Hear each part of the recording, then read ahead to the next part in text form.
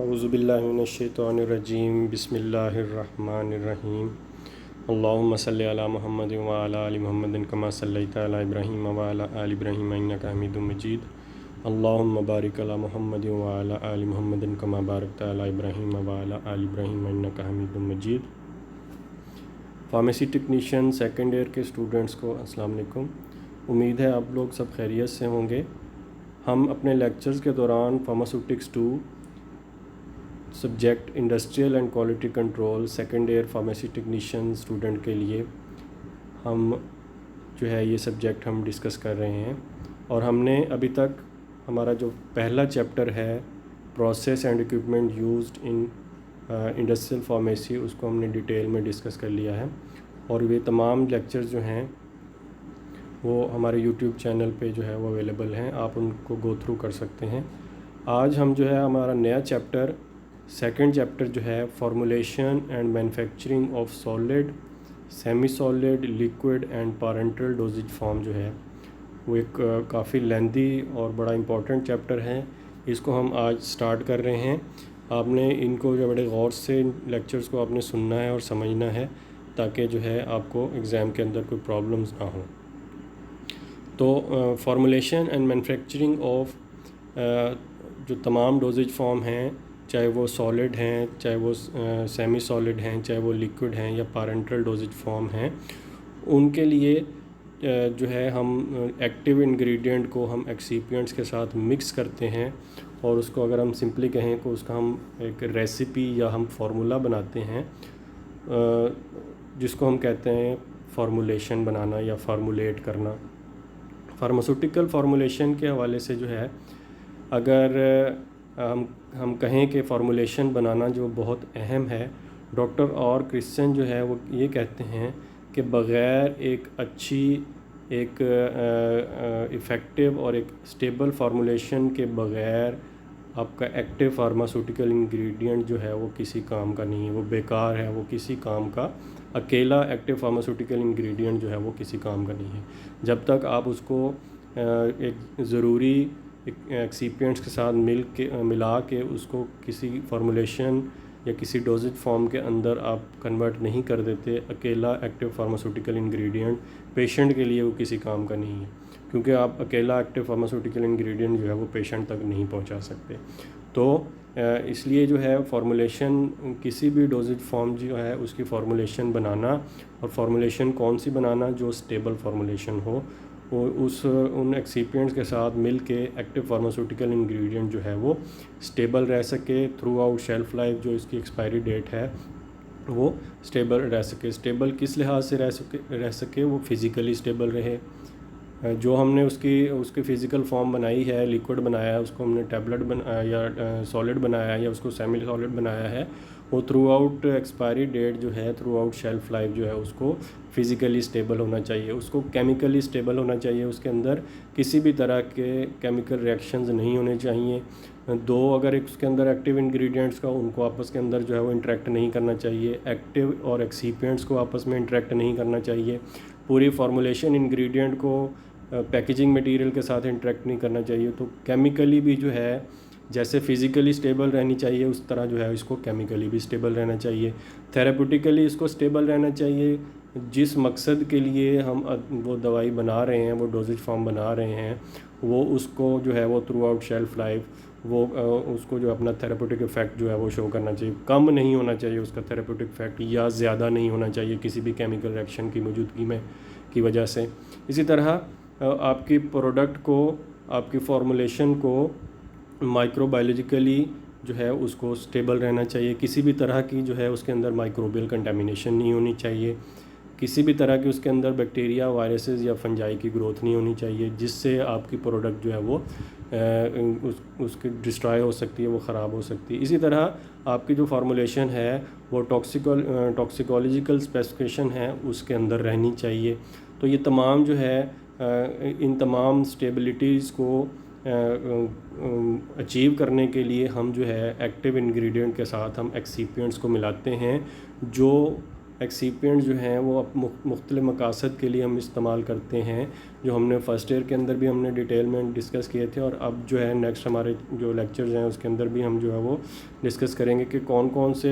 Excipients का हम इस्तेमाल करते हैं और वो किस काम के लिए हम उनको इस्तेमाल करते हैं। तो वो एक्सीपिएंट्स जो हैं आपके एक्टिव फार्मास्यूटिकल इंग्रेडिएंट को स्टेबल बनाते हैं, फिज़िकली स्टेबल बनाते हैं, उसको केमिकली स्टेबल बनाते हैं, उसको थेरेप्यूटिकली स्टेबल बनाते हैं, उसको माइक्रोबायोलॉजिकली स्टेबल बनाते हैं, और इसी तरह जो है उसको टॉक्सिकोलॉजिकल स्पेसिफिकेशन के अंदर रखते हुए आपकी प्रोडक्ट को जो है वो स्टेबल बनाते हैं। तो एक्टिव फार्मास्यूटिकल इंग्रेडिएंट को एक्सीपिएंट के साथ मिलाना और उसको किसी डोजेज फॉर्म के अंदर कन्वर्ट कर देने वाले के अमल को हम कहते हैं फार्मास्यूटिकल फार्मूलेशन या फार्मूलेट करना। इसके अगर हम डेफिनेशन की बात करें, फार्मास्यूटिक्स जो हमारा सब्जेक्ट है उसके मुताबिक फार्मास्यूटिकल फार्मूलेशन का क्या मतलब है, या सिंपली अगर हम फार्मूलेशन कहें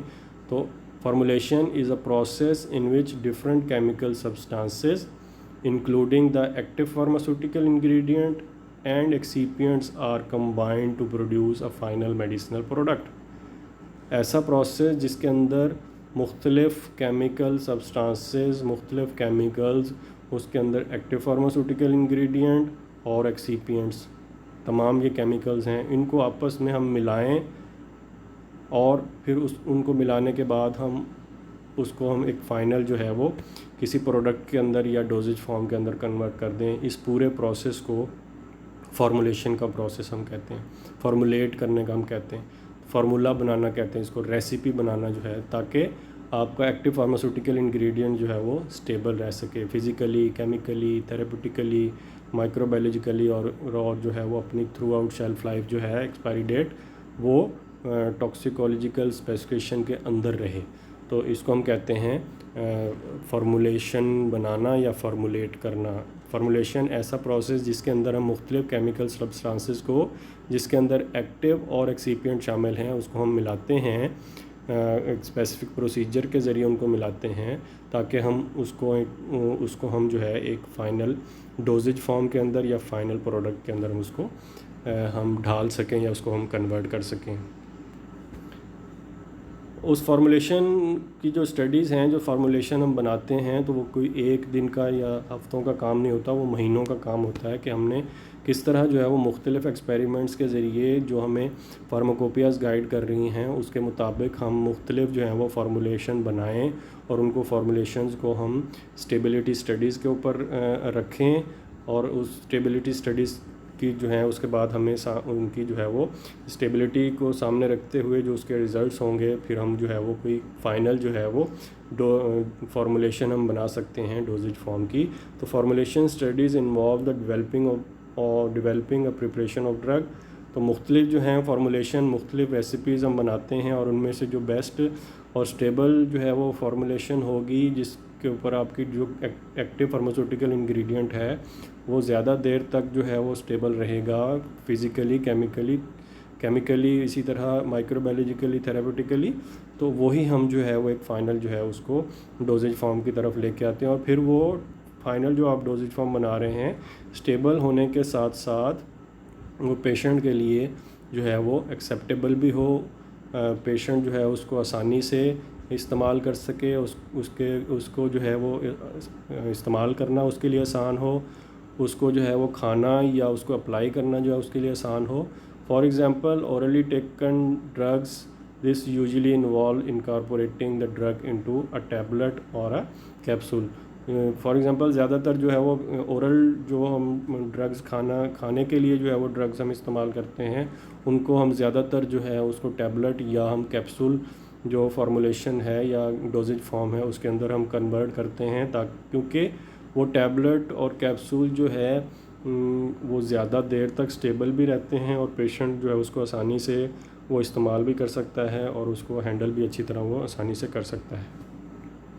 फार्मास्यूटिकल फार्मूलेशन जो हम बना रहे हैं, या हम फार्मूलेशन बना रहे हैं या हम फार्मूला बना रहे हैं, जो एक्टिव फार्मास्यूटिकल इंग्रेडिएंट को हम एक्सीपिएंट्स के साथ मिक्स कर रहे हैं, तो उसके वजूहात क्या हैं, उसके मकासद क्या हैं, द ऑब्जेक्टिव ऑफ फार्मूलेशन, हम क्यों बनाते हैं, why we are formulating the drug, हम ड्रग को की फार्मूला क्यों बना रहे हैं, उसकी फार्मूलेशन क्यों बना रहे हैं, या हम उसको उसकी रेसिपी क्यों बना रहे हैं। पहले तो हमने उसके मकासद पढ़े कि एक तो स्टेबल होनी चाहिए और पेशेंट उसके कन्वीनियंस भी होनी चाहिए, पेशेंट उसको आसानी से इस्तेमाल कर सकता है। लेकिन और भी जो है वो बहुत सारे मकासद हैं फार्मूलेशन बनाने के या फार्मूलेट करने के ड्रग्स को। सबसे पहला हैंडलिंग है, आप उसको आसानी से हैंडल कर सकें। जैसे हम जानते हैं कि बहुत सारी आपने देखे होंगे टैबलेट्स हों, सिरप्स हों, इंजेक्शंस हों, तो उसमें आप एक्टिव फार्मास्यूटिकल इंग्रेडिएंट की जो मिकदार होती है, जो उसकी स्ट्रेंथ होती है या उसकी क्वांटिटी होती है, बहुत ही कम होती है, माइन्यूट होती है। For example 500 milligram, 250 milligram, 100 milligram, 50 milligram, और कभी कभी जो है आपने देखा होगा कि माइक्रोग्राम के अंदर जो है वो उसकी जो है वो माइक्रोग्राम के अंदर जो है वो उसकी क्वांटिटी होती है। तो उतनी कम क्वांटिटी को पेशेंट तक पहुंचाना जो है विदाउट फार्मूलेशन जो है वो पॉसिबल नहीं होता। हम अकेला एक्टिव फार्मास्यूटिकल इंग्रेडिएंट को इतनी कम मिकदार में पेशेंट तक हम नहीं पहुंचा सकते। अकेले एक्टिव फार्मास्यूटिकल को उस एग्जैक्ट अमाउंट के अंदर, उस एक्यूरेट जो अमाउंट है उसके अंदर हम पेशेंट को नहीं पहुंचा सकते बग़ैर उसको फार्मूलेट किए और बग़ैर उसको जो है वो किसी डोजेज फॉर्म के अंदर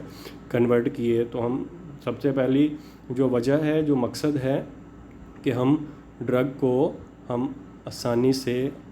हैंडल कर सकें ताकि हम पेशेंट तक जो है वो एक्यूरेट डोज जो है हम पहुंचा सकें, उसकी बॉडी के अंदर हम इनकॉर्पोरेट कर सकें। फॉर एग्जांपल पैरासीटामोल है 500 मिलीग्राम, आप अकेला पैरासीटामोल 500 मिलीग्राम जो है आप पेशेंट तक जो है बग़ैर फार्मूलेट किए नहीं पहुंचा सकते। आपको 500 मिलीग्राम वेट करना, उसको हैंडल करना, पेशेंट का उसका इस्तेमाल करना जो बहुत मुश्किल होता है जब तक आप उस 500 मिलीग्राम को फार्मूलेट करें, स्टेबल फार्मूलेशन के अंदर लेके आएँ और फिर उसको हम जो है वो टैबलेट के अंदर या कैप्सूल के अंदर या सो ऑन जो है किसी भी डोजेज फॉर्म के अंदर हम नहीं डाल देते, तब तक वो जो है वो उसको आप आसानी से उस डोज़ को आप एडमिनिस्ट्रेशन भी नहीं कर सकते और एक्यूरेट डोज जो है वो भी आप एडमिनिस्टर नहीं कर सकते बगैर उसको फार्मूलेट किए और बगैर उसको डोजेज फॉर्म के अंदर कन्वर्ट किए। इसी तरह स्टेबिलिटी ऑफ द मेडिसिन, अकेला एक्टिव फार्मास्यूटिकल इंग्रेडिएंट जो है वो स्टेबल नहीं होता, उसके ऊपर बहुत सारे जो है वो जो है फैक्टर्स इफ़ेक्ट कर रहे होते हैं। उसके अंदर उसके ऊपर ऑक्सीडेशन इफ़ेक्ट कर रही होती है, उसके ऊपर लाइट इफ़ेक्ट कर रही होती है, उसके ऊपर पीएच इफ़ेक्ट कर रही होती है, उसके ऊपर बहुत सारे और फैक्टर्स जो हैं वो इफ़ेक्ट कर रहे होते हैं। तो एक्सीपिएंट के साथ जब उसको मिलाते हैं तो हम ऑक्सीडेशन से उसको बचाते हैं, हम उसको जो है हम कह सकते हैं माइक्रो ऑर्गेनिज़म से उसको बचाते हैं, उसके ऊपर जो है हम कोटिंग कर देते हैं, जो है उसके अंदर एयर या ऑक्सीजन नहीं जा सकती। इसी तरह जो है वो बहुत सारे और जो है हम स्टेबलाइज़र्स का हम इस्तेमाल करते हैं जिससे आपके एक्टिव फार्मास्यूटिकल इंग्रेडिएंट की स्टेबिलिटी जो है वो बढ़ जाती है, इन्हांस हो जाती है। तो दूसरा मकसद क्या होगा, आपकी प्रोडक्ट को, आपके एक्टिव फार्मास्यूटिकल इंग्रेडिएंट को ज़्यादा स्टेबल बनाने के लिए हम जो है वो उसको फार्मूलेट करते हैं, उसके अंदर हम एक्सीपिएंट्स डालते हैं। इसी तरह कन्वीनियंस फॉर द पेशेंट, जैसे हमने पहले जो है जो नंबर 1 हैंडलिंग के अंदर डिस्कस किया कि पेशेंट के लिए अकेला एक्टिव फार्मास्यूटिकल इंग्रेडिएंट इतनी कम मिकदार में जो है वो उसको हैंडल करना और उसको खाना या इस्तेमाल करना जो है वो बहुत मुश्किल होता है। तो जब हम उसको एक अच्छी फार्मूलेशन, एक स्टेबल फार्मूलेशन और पेशेंट के लिए हम एक्सेप्टेबल फार्मूलेशन उसकी बना देते हैं तो पेशेंट उसको आसानी से जो है वो इस्तेमाल भी कर लेता है, उसके लिए सहूलत हो जाती है। वो आसानी से टैबलेट को जो है वो एक गिलास पानी के साथ या गिवन सॉल्वेंट के साथ वो इस्तेमाल कर सकता है। इसी तरह वो आसानी से जो है वो सिरप को बॉटल से निकाल के चम्मच के साथ वो इस्तेमाल कर सकता है। इसी तरह किसी ट्रेंड पर्सनल की मौजूदगी में आसानी से जो है उसको इंजेक्टेबल्स जो हैं वो एडमिनिस्टर किए जा सकते हैं। तो तीसरा जो मकसद है कि स्टेबल फार्मूलेशन बनाने के बाद हम जो है वो एक्टिव इंग्रेडिएंट को जब हम किसी एक बेहतर और अच्छी और स्टेबल डोजेज फॉर्म के अंदर कन्वर्ट कर देते हैं तो पेशेंट उसको आसानी से इस्तेमाल कर लेता है और वो एक्यूरेट डोज जो है वो पेशेंट सेल्फ जो जब वो एडमिनिस्ट्रेशन कर रहा है तो पेशेंट तक जो है वो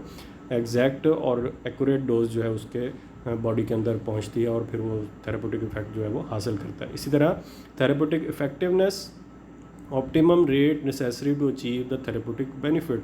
मुख्तलिफ़ तरह की फार्मूलेशन बनाते हुए अगर हम टैबलेट्स की ही बात करें तो हमने मुख्तलिफ़ टाइप्स ऑफ टैबलेट पढ़ी थी, कुछ हमने लुजेंजेस पढ़ी, हमने कुछ च्यूएबल टैबलेट्स पढ़ी, कुछ हमने जो है हम आपको याद होगा हमने कंप्रेस टैबलेट पढ़ी, और फिर हमने उस जो एंटेरिक कोटेड टैबलेट पढ़ी। तो ड्रग की नेचर के मुताबिक उसको हम फार्मूलेट करते हैं, हमें किस साइट के ऊपर उसका इफ़ेक्ट चाहिए है, कितना जल्दी इफ़ेक्ट चाहिए है, या उसका हमें लेट इफ़ेक्ट चाहिए है, तो उसको उस लिहाज से ही, उस एक्टिव फार्मास्यूटिकल इंग्रेडिएंट की नेचर के लिहाज से ही हम उसको फार्मूलेट करते हैं, ताकि हम उसकी इफ़ेक्टिवनेस जो है हम बेहतर तरीके से उसकी हम हासिल कर सकें। जो ड्रग जो है वो आपकी जो एसिडिक pH है उसके ऊपर डिस्ट्रॉय हो जाती है, तो उसको हम ऐसे फार्मूलेट करते हैं कि उसके ऊपर हम उसको हम जो है वो एंटेरिक कोटिंग की तरफ लेके जाते हैं, उसको एंटेरिक कोटिंग फार्मूलेशन के अंदर लेके जाते हैं, ताकि वो एसिडिक जो pH है उसके ऊपर इफ़ेक्ट ना कर सके, और वो जो है वो एल्कलाइन pH या आपकी इंटेस्टाइन के ऊपर जाके जो है उसकी डिसइंटीग्रेशन हो, और जो है वो वो वहाँ से एब्जॉर्प्शन हो, और आपकी डोज जो है वो मैक्सिमम आपके ब्लड तक पहुँच सके। तो इस तरह की जो है वो मुख्तलिफ depending upon the nature of the drug, depending upon the nature of the active pharmaceutical ingredient हम फार्मूलेशन बनाते हैं, और एक इफ़ेक्टिव और अच्छी और स्टेबल फार्मूलेशन बनाते हैं, ताकि हम उस ड्रग का थेरेप्यूटिक इफ़ेक्ट जो है वो अच्छे बेहतर तरीके से हासिल कर सकें, जो कि मेन मकसद है मेडिसिन्स को इस्तेमाल करने का। इसी तरह फार्मूलेशन हम जब बनाते हैं तो उसके अंदर हमने, आपको याद होगा कि कुछ ऐसे इंग्रेडिएंट्स भी या ऐसे एक्सिपिएंट्स भी हमने पढ़े थे कि जो आपके जो है वो जो मैन्युफैक्चरिंग प्रोसेस है उसको ईज़ करते हैं, उसको आसान बनाते हैं। फॉर एग्जांपल लुब्रिकेंट्स हैं, ग्लाइडेंट्स हैं, तो ये जो एक्सिपिएंट्स जो हैं वो आपके मैन्युफैक्चरिंग प्रोसेस को जो है वो स्मूथ करते हैं, उसको आप आसान बनाते हैं। तो ये जो हैं वो 4 से 5 जो है वो मकासद हैं आपकी, जो है हम एक्टिव फार्मास्यूटिकल इंग्रेडिएंट को फार्मूलेट करते हैं, उसका हम फार्मूलेशन बनाते हैं, उसकी हम रेसिपी बनाते हैं, और उस फार्मूलेशन के तहत जो है हम जो है फिर फर्दर उसको हम डोजेज फॉर्म के अंदर कन्वर्ट करते हैं। और ये तमाम फार्मूलेशन जो हैं फार्माकोपियाज़ की गाइडेंस की मदद से हम जो है वो हम फार्मूलेट करते हैं, जो कि फार्मूलेशन जो फार्माकोपियाज़ हमें गाइडलाइन दे रहे हैं, जो स्पेसिफिकेशन दे रहे हैं, उसके मुताबिक ही हम जो है उनको फार्मूलेट करते हैं, ताकि हम एक्टिव फार्मास्यूटिकल इंग्रेडिएंट को जो है एक स्टेबल और एक कन्वीनियंट जो है वो डोजेज फॉर्म के अंदर आप कन्वर्ट कर सकें। तो जैसे हमने टॉपिक हमारा जो चैप्टर है फार्मूलेशन एंड मैन्युफैक्चरिंग ऑफ, पहला जो हमारी डोजेज फॉर्म है सॉलिड डोजेज फॉर्म। तमाम वो डोजेज फॉर्म जो सॉलिड जो ठोस हालत में जो है हम मार्केट करते हैं या पेशेंट तक पहुंचाते हैं, उनको हम सॉलिड डोजेज फॉर्म कहते हैं। और उन सॉलिड डोजेज फॉर्म में भी मेन जो है आपको जो है वो मार्केट के अंदर या मेडिकल स्टोर्स फार्मेसी के ऊपर आप ज़्यादातर देखेंगे कि मेन जो है ज़्यादातर जो सॉलिड डोजेज फॉर्म है वो टैबलेट और कैप्सूल्स होते हैं, क्योंकि टैबलेट और कैप्सूल जो हैं वो ज़्यादातर जो है वो सॉलिड डोजेज फॉर्म को रिप्रेजेंट करते हैं, और अवेलेबल भी ज़्यादा होते हैं, कॉमनली अवेलेबल होते हैं मार्केट के अंदर। तो फिर हम डिटेल में डिस्कस करेंगे वो टैबलेट और कैप्सूल की फार्मूलेशंस को, और फिर हम उसकी मैन्युफैक्चरिंग का जो प्रोसेस है उसको हम डिस्कस करेंगे। The most common solid dosage form are tablets and capsule, जो ज़्यादातर मार्केट के अंदर अवेलेबल हैं, नज़र आते हैं। क्या वजह है इसको हम जो है वो आगे चल के डिस्कस करेंगे। We will discuss the manufacturing of these most commonly use solid dosage form. तो अब हम, क्योंकि ये ज़्यादा कॉमन और ज़्यादा तादाद में ये डोजेज फॉर्म जो है वो मार्केट के अंदर अवेलेबल हैं, इसलिए हम जो है इनको डिटेल में हम डिस्कस करेंगे अपने चैप्टर के दौरान और अपने लेक्चर्स के दौरान। तो फार्मूलेशन मैन्युफैक्चरिंग ऑफ टैबलेट्स, उसमें जो है फिर हम फर्दर पहले हम टैबलेट्स को डिस्कस करते हैं, और फिर हम जो है वो कैप्सूल को हम अगले लेक्चर्स के दौरान जो है वो कैप्सूल्स को भी हम डिस्कस करेंगे, उसकी फार्मूलेशन और मैन्युफैक्चरिंग का मेथड जो है। Tablets are most common solid oral dosage form for many reasons. क्या वजह है कि आपको ज़्यादातर जो है वो किसी भी मेडिकल स्टोर या फार्मेसी के ऊपर ज़्यादातर आपको टैबलेट्स जो हैं वो नज़र आएंगी एज ए डोजेज फॉर्म के तौर पे। इसकी क्या वजूहात हैं, क्या रीज़न्स हैं, इंक्लूडिंग ईज़ ऑफ मैन्युफैक्चरिंग। बनाना इनको आसान है, इसको फार्मूलेट करना और इनकी मैन्युफैक्चरिंग करना आसान है। कन्वीनियंस फॉर द पेशेंट इसको आसानी से इस्तेमाल कर सकता है, उसको आसानी से हैंडल कर सकता है, उसको ब्लिस्टर या स्ट्रिप में से या पत्ते में से या बॉटल में से उसको आराम से निकालेगा और उस एक गिलास पानी के साथ उसको इस्तेमाल कर लेगा। इसी तरह एक्यूरेट डोज एडमिनिस्ट्रेशन जो है, जो एग्जैक्ट डोज लेबल के ऊपर दी गई है या प्रेस्क्राइब डोज जो है, आप श्योर होते हैं कि वो तमाम की एक्यूरेट डोज जो है वो पेशेंट जो है अगर इसको सही तरीके से इस्तेमाल कर लेता है तो उसकी एग्जैक्ट डोज जो है वो पेशेंट तक पहुंच जाएगी। एंड बेटर स्टेबिलिटी, और बाकी डोजेज फॉर्म के लिहाज से जो है वो इसकी स्टेबिलिटी ज़्यादा होती है। बिल्कुल जो है अदर डोजेज फॉर्म भी जो स्टेबल होती हैं, लाइक लिक्विड्स हैं, ऑइंटमेंट क्रीम्स हैं, लेकिन कुछ फैक्टर्स ऐसे हैं जो कि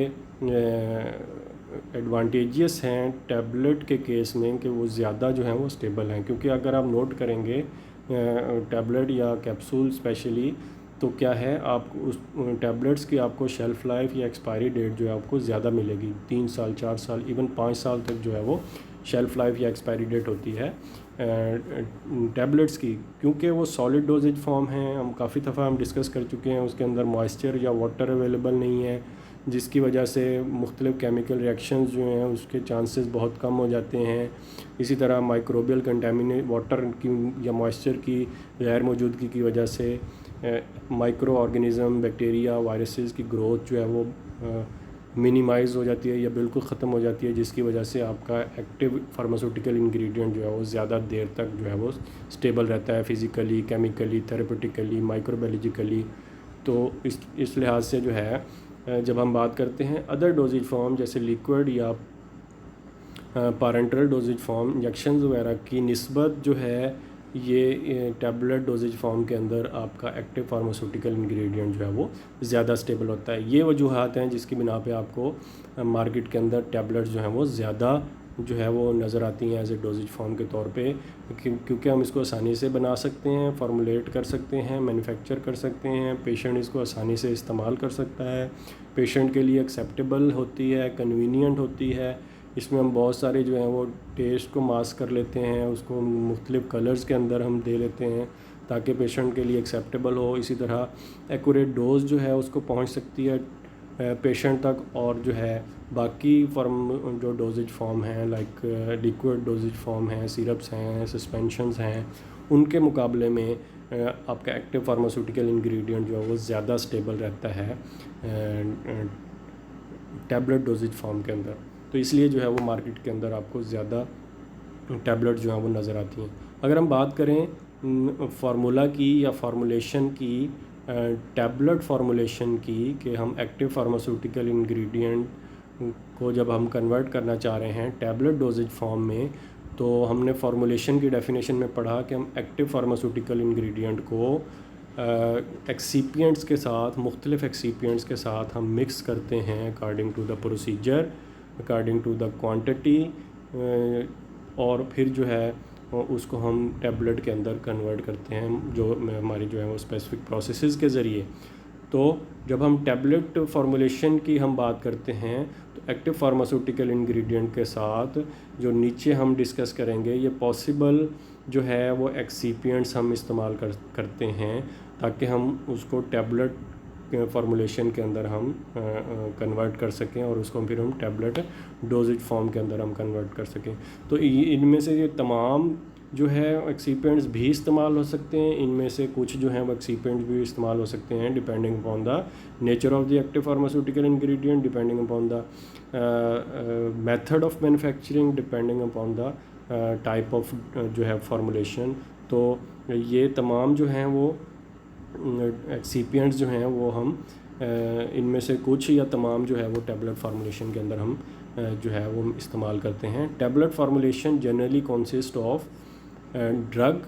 या ड्रग्स, उसमें एक एक्टिव इंग्रेडिएंट भी हो सकता है, एक से ज़्यादा भी हो सकता है, together with the varying number of other substances called excipient. Tablet formulation के अंदर हम ड्रग को या ड्रग्स को मुख्तलिफ जो है वो सब्सटेंसेस इनएक्टिव या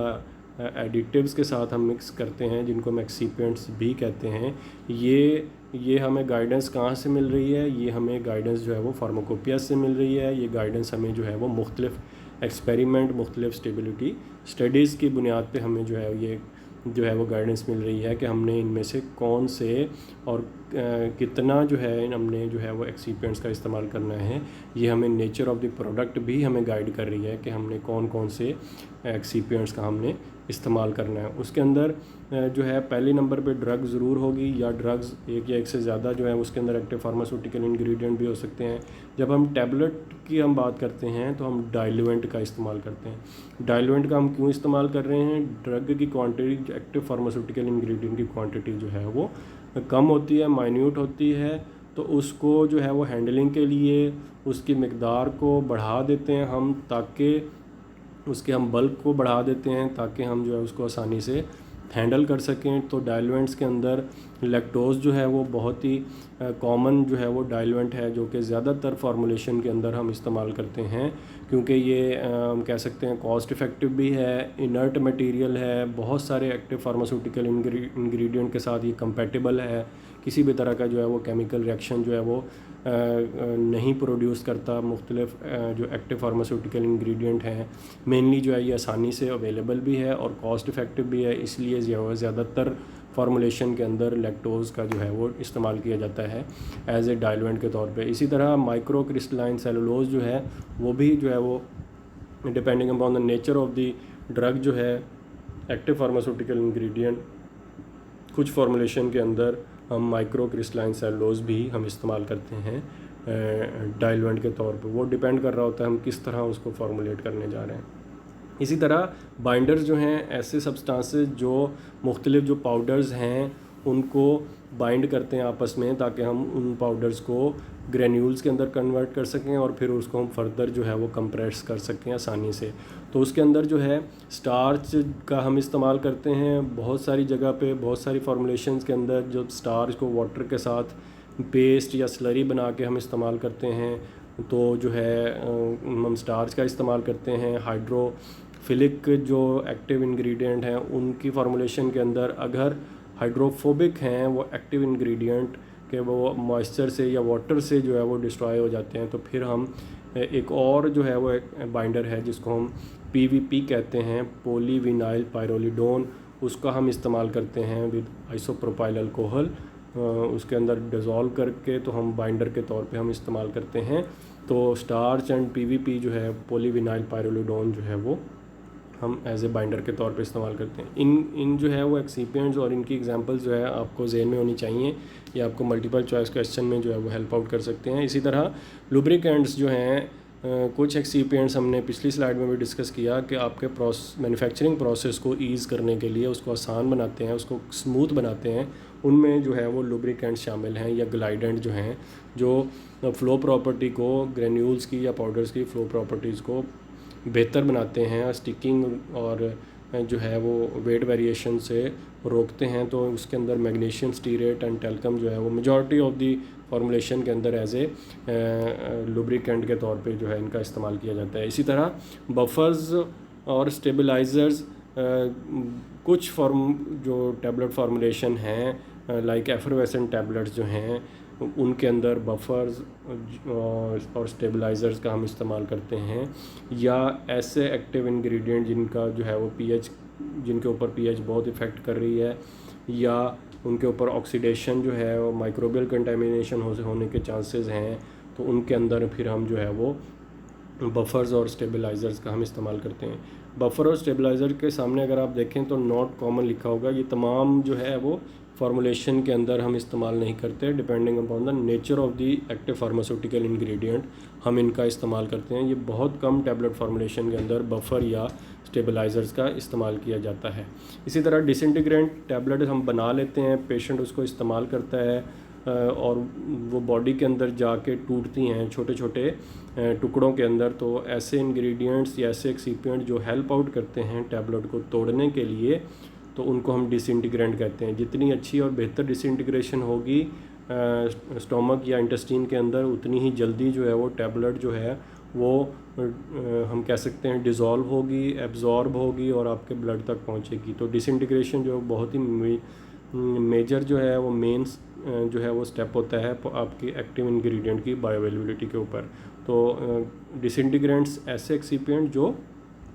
टैबलेट को डिसइंटीग्रेट करते हैं, छोटे छोटे टुकड़ों में तोड़ने में हमारी हेल्प करते हैं। तो माइक्रो क्रिस्टलाइन सेलुलोज जो है वो डिसइंटीग्रेंट के तौर पे जो है वो इस्तेमाल किया जाता है। इसी तरह एल्जिनेट्स जो हैं पूरा ग्रुप जो है वो एज ए डिसइंटीग्रेंट के तौर पे इस्तेमाल किया जाता है। माइक्रो क्रिस्टलाइन सेलुलोज और एल्जिनेट्स की क्या खूबी होती है कि ये वाटर को अपने अंदर एब्जॉर्ब करते हैं और स्वेल करते हैं, और उसके स्वेलिंग की वजह से जो है वो टैबलेट जो है फिर डिसइंटीग्रेट होती है। इसी तरह कलरेंट्स जो हैं टाइटेनियम डाइऑक्साइड, राइबोफ्लेवन या तमाम FD&C अप्रूव्ड कलर्स जो हैं वो हम इस्तेमाल कर सकते हैं कोटिंग के लिए, मुख्तलिफ ग्रेन्यूल्स को कलर देने के लिए, टैबलेट्स को कलर देने के लिए। उसके अलावा film coating, sugar coating, enteric coating जो टैबलेट्स हैं उनको कलर्स देने के लिए हम जो है वो मुख्तलिफ जो हैं food and drug authority administration के जो अप्रूव्ड कलर्स हैं, फूड ग्रेड कलर्स हैं, उनका हम इस्तेमाल करते हैं टैबलेट फार्मूलेशन के अंदर। इसी तरह फ्लेवर एंड स्वीटनर्स आपके अगर टैबलेट च्यूएबल हैं, लोजेंजेस हैं,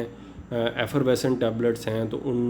उनके अंदर फिर हम जो है वो फ्लेवर्स और स्वीटनर्स का हम इस्तेमाल करते हैं ताकि हम टैबलेट को के अंदर जो एक्टिव इंग्रेडिएंट का बिटर टेस्ट है उसको हम छुपा सकें, मास्क कर सकें, और टैबलेट को हम जो है वो टैबलेट फार्मूलेशन को हम जो है वो पेशेंट के लिए कन्वीनियंट बना सकें, प्लेटेबल बना सकें, खाने के काबिल बना सकें। इसके लिए हम सुक्रोज़, मैनिटोल,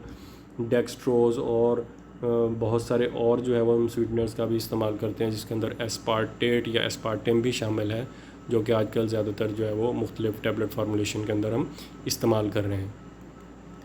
तो यहाँ तक जो है आज का हमारा जो लेक्चर है वो कंप्लीट हुआ टैबलेट फार्मूलेशन के हवाले से। नेक्स्ट जो है हम अगले चैप्टर्स के अंदर मेथड ऑफ मैन्युफैक्चरिंग जो हैं टैबलेट के और फार्मूलेशन के हवाले से फिर मज़ीद हम डिस्कस करेंगे। अल्लाह आपका हामी नासिर हो। अस्सलाम वालेकुम।